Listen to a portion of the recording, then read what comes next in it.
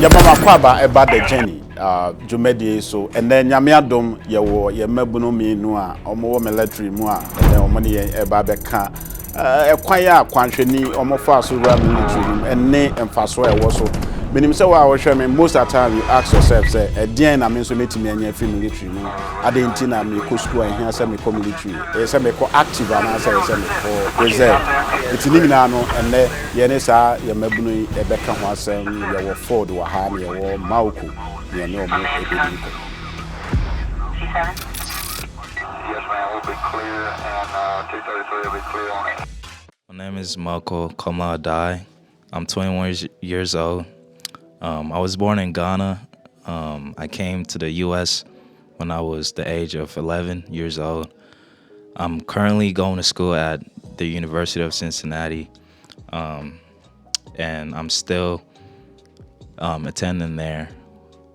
Looking forward to graduate. Mauku, I know sir Oba US Oba had so many opportunities. Why did you join the military? I've always been a fan of the military since I was a kid. Like when I was in Ghana, we had the cadet at our school that I took part in, and I enjoyed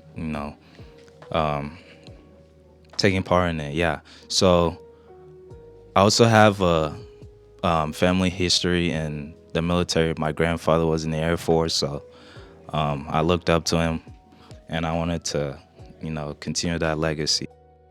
Yeah, Ford no way. All right, Ford. My name is Rutherford, but me call by Ford. So I was born in Ghana, so I came here around the age similar Which age. part of Ghana were you? Techiman. Oh, okay. Yeah. So I also came here around the same age. What meaning of the same age? Like 12, 11, 13, around there. And I also go to Ohio State University. Actually, this is my last year there, so I'm looking forward to graduating. And yeah. Yeah, so Ford, once I buy US, we have a lot of opportunities, type of works that you can do. The one long one and the short one. Why did you join the military whilst in school? So for me, I was also kind of interested. I actually talked with him about it. We used to talk about it a lot, and one day, I wanted to do it. First off, probably because of tuition and stuff like that, but then, like we set it aside, and then when I went to school, I was looking into it, and I feel like something was telling me to go see how it is. Because like him, I also like to, work out and stuff like that. And I feel like that was like the place for us to, get that and also like help us with school. And so when I got into school, I tried to like look into that, and, I liked it, so I stayed. Okay, so you joined the military because you want to have your tuitions covered and some other stuff. Well, that's some that comes with that too. So how is the process like? How did you get in? So I'm in something called ROTC. With that, that is, it's like you go to school and you commission to be like an officer. So for me, the process is like usually you got when you're in high school and you're like 12th grade, you could take an exam and you can apply for the scholarship that they can give you through whatever branch you pick. So Air Force have one, Navy has one, Army has one. And if you apply for these scholarships, you can get it. When you get it, you can pick the school of your choice. And when you pick the school of your choice, you go to that school, and they'll pay for your tuition. After your 4 years or whatever, how long you be at, you commission, and whatever contract you sign, you serve for that. For me, the process was, I didn't apply while I was in high school. I actually got into Ohio State, looked into that. I was there for 1 semester, and they looked at my PT scores, they look at my grades and stuff, and they offered me the scholarship after just 1 semester there. But you can either do it while you're in high school. When you get into college, you can also try to apply. And if you get it, you get it. But I mean, it depends your grades and your fitness stuff. Marco, how did you join the military? The process is pretty simple. So to join, you gotta be at least 18 years old. Once you turn 18, you talk to a recruiter. You tell them that you're thinking about joining the Army or any branch that you want to join, and then he'll give you more info, and then he'll follow up and tell you, you have to take the ASVAB. You schedule a date for you to come take the ASVAB at the Military Entrance Processing Center, known as MEPS. What do you say? The Military Entrance Processing. What did you say before that? MEPS. Maps. What's the MEPS. meaning of it? It means Military Entrance Processing Center. Oh, okay. So from there, you take your ASVAB there, and depending on the score you get, you need a 31 or above in order for you to be eligible to pick an MOS to do in the military. So after you get your score, your recruiter will get back to you and tell you what MOS that are available for you to pick. Yeah. So the MOS, what is it? MOS stands for Military Occupational Service. Okay. So that this led me to my next question. So how did you choose yours? So the process that I took to choose mine was, I was in high school and I had my recruiter come in, and then he did a presentation about the National Guard, and I got interested in it. And then I spoke to him after he was done, and then we talked about it, and then we traded contacts. And from there, he told me when I can take the ASVAB. So after I took the ASVAB, he told me the score I got, and then he told me the MOS that were available for me to pick. Now, So let me be clear here. So your score will determine the kind of MOS that you get, right? yeah, but so we have two different components. One is the National Guard Reserves and active duty. So for active duty, you're more open to get different type of MOSs. But as for National Guard, they give you MOSs that are within the state that are like looking for people to, take. So you're kind of limited, with the National Guard way. Ford, how did you choose your branch? So for me, like I was saying, I was thinking about it. Ideally, I think I probably wanted to do Army too, but I just walk in the building. There's like an ROTC building at Ohio State. I walked in one day and I was like asking them questions, and then the first, person that came to me was like a Navy guy, and they took me to this room and kind of briefed me on stuff. And I was like, okay, maybe, I don't know. I was thinking of Army at first, but the Navy one seems like to get me. They're, the team for the Navy is like you get to travel around the world. It's kind of, I was like, yeah, maybe that sounds like a good thing to do. So, I just told them to sign me up. So Navy, it means a more also, right? Well, is it like that? Yeah, so that's one thing people get wrong. The Navy is like an air. The Navy also includes the Marines too, so you can also get that. The Navy, there's also subs that you can get on. You can fly as well in the Navy. And then obviously you can join Marines. Marines also have flyings and also on the ground, just like Army. Oh, okay. So somebody from Techiman, been here at the age of 12, joined school system here. How was your first impression in the military? Well, it's quite interesting. Like, obviously, there's some stuff I can't talk about, but the stuff you get to do, it's really interesting because, when I came here, I'm like, you're kind of limited. Like, you're here at Columbus, but when I joined, I went to a lot of places that I didn't think probably I would have gone until like I'm older to get a job or something like that.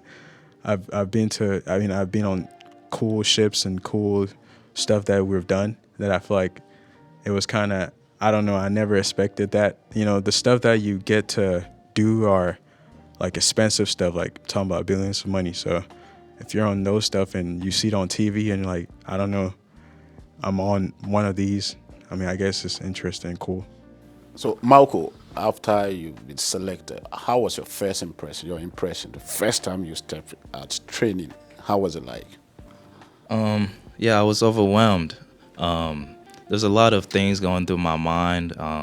We had people with different backgrounds around. Yeah, it was a new environment that I've never been in ever in my life. And I'm glad I went through that. Yeah. Yeah, okay, so what are some of the training? Me, I wanted to join, but they told me unless you'll be able to do press up, like 60 press ups or something like that. And I was struggling with 10, so I decided not to join. So how was your first training? How was it like, some of the training, the regiments that you were taking through? So there were different kinds of training, but the most popular one was the marksmanship, where you shoot the M4s, the automatic rifles. Yeah, that one, not being, familiar with guns and stuff, it was pretty tough for me to get used to it. But when I got used to it, I started to, excel in that and be comfortable around guns. Yeah. Ford, being in the military, I know, sir, you have a course that you are doing in school before joining. Do the military restrict you in choosing a career path that you want to take whilst you are in school or after school? So that's an important question. So for us, the officer route, if you want to go that, they'll make you go to whatever, field you want to go into. For me, I'm electrical and computer engineer, so you could do whatever field you want. But the thing they do is like they rank every degree. Like they rank it. They have a ranking. There's like a tier system. There's like a tier 1, tier 2, tier 3.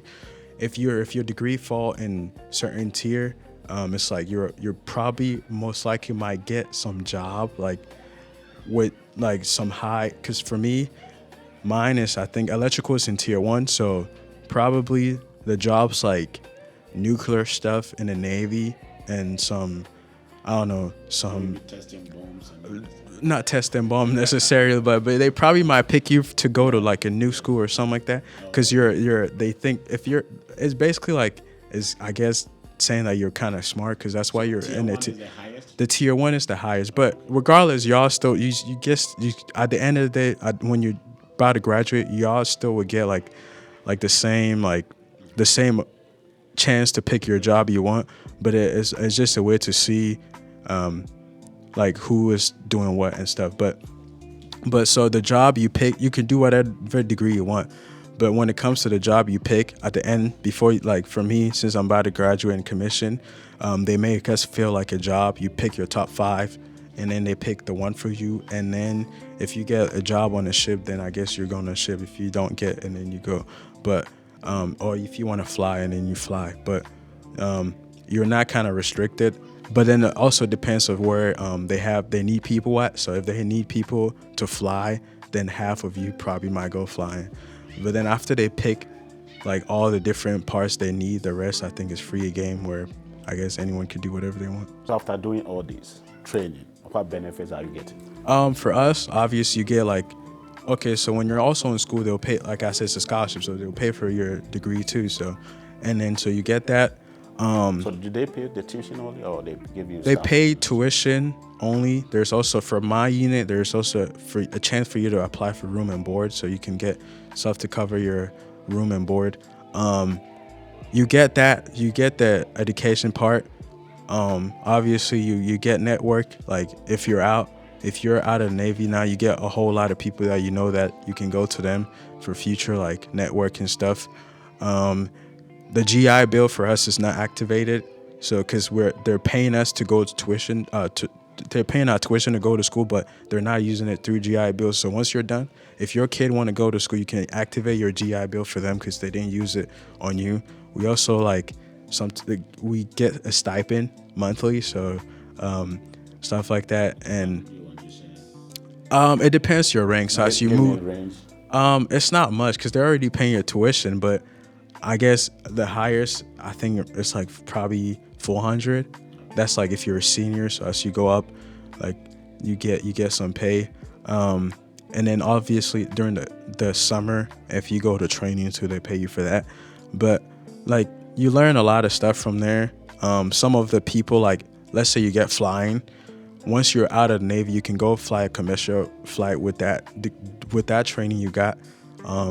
Let's say you go to nuke.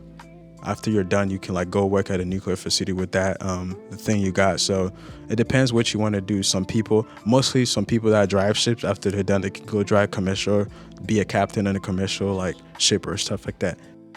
Said the how they are taking the church serious and it's helping them. Military no more joining and fast so there's also opportunity for you. If you can't pay your fees, you can join the military. They will support you, they will help you with so many things. And please don't forget the church and always pray as we embark on this journey. Because as I say had here and check na ye ko osoro ene ye fie nyame nhira mo nyina.